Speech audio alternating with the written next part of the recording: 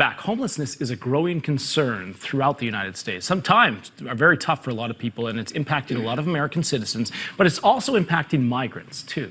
Amid this growing crisis that we're seeing at the southern border, we're seeing a spike in homelessness among migrants in major cities like New York, Chicago, Los Angeles, where a lot of them turn up. So is there a correlation between the open borders and the growing migrant homelessness?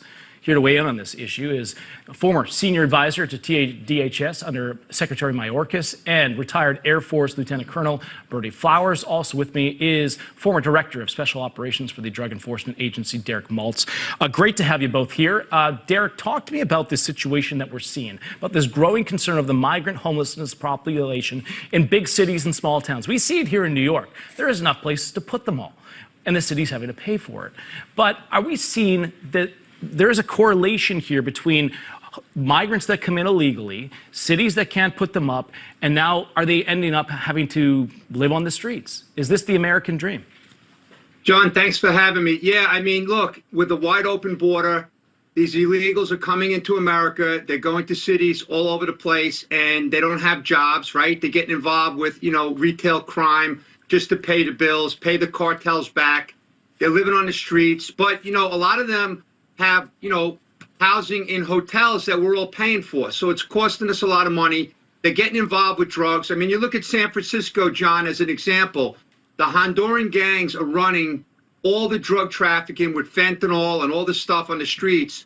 And it's a complete war zone. I mean, literally. Like, I used to love going to San Francisco. If I was asked to go there, I wouldn't go. It's very dangerous. It's disgusting. And the current vice president, border czar, has her blood is all over this, right? So she's got blood on her hands, right? And now she's going to the border and photo ops, right? The election fluff is coming. And you know what? They caused all of this.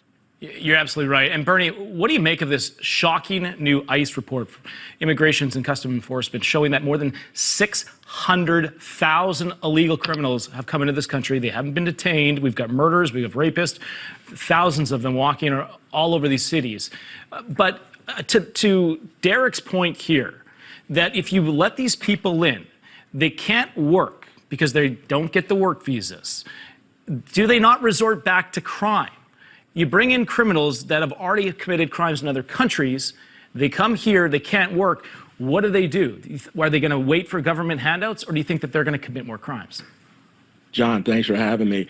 To your point, the bottom line is that when you bring criminals into a system that is not used to that many criminals, the police, the enforcement officials can't handle that kind of load. And a lot of these people do not have the same cultural norms that we have. So also in Aurora, Colorado, and Springfield, Ohio specifically, I've got ties there, and I've been told that the American government is subsidizing these people, as in they're telling landlords to push out American citizens, tax-paying American citizens, and they're subsidizing these people that are coming in there. So it's totally not good for the taxpayer, and it's unfair. But the bottom line is that these people are coming here. They're not part of our culture.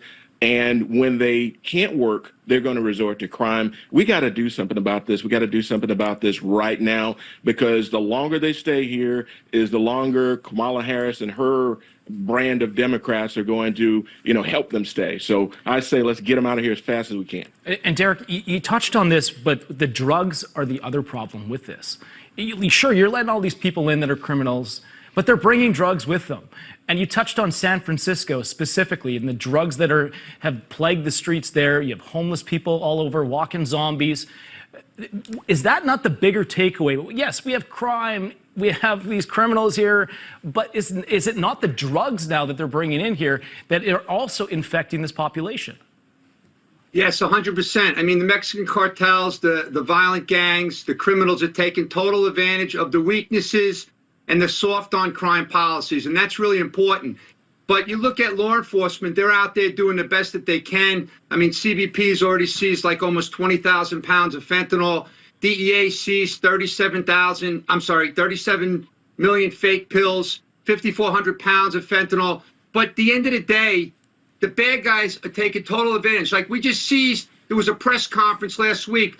There was one pill press in Connecticut making up to 100,000 pills an hour. Okay, so the criminals are just taking advantage throughout the country, and this administration is responsible.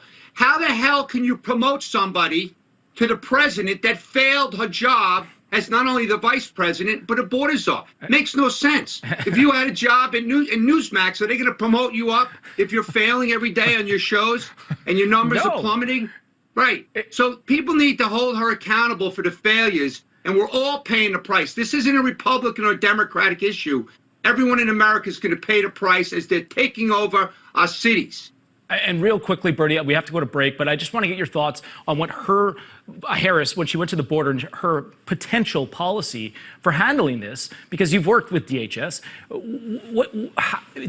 Will it work? I guess no, it won't. Simply put. She's a total fraud. And her stunt going down to the border, as I said before, when I was at DHS, we were told to call her the border czar. I mean, I'm literally seeing Secretary Mayorkas every day. He would come into my office for coffee and talk about the border czar and all the money we were bringing over and all that sort of stuff. And I had to hold my tongue. Well, I don't have to hold my tongue anymore.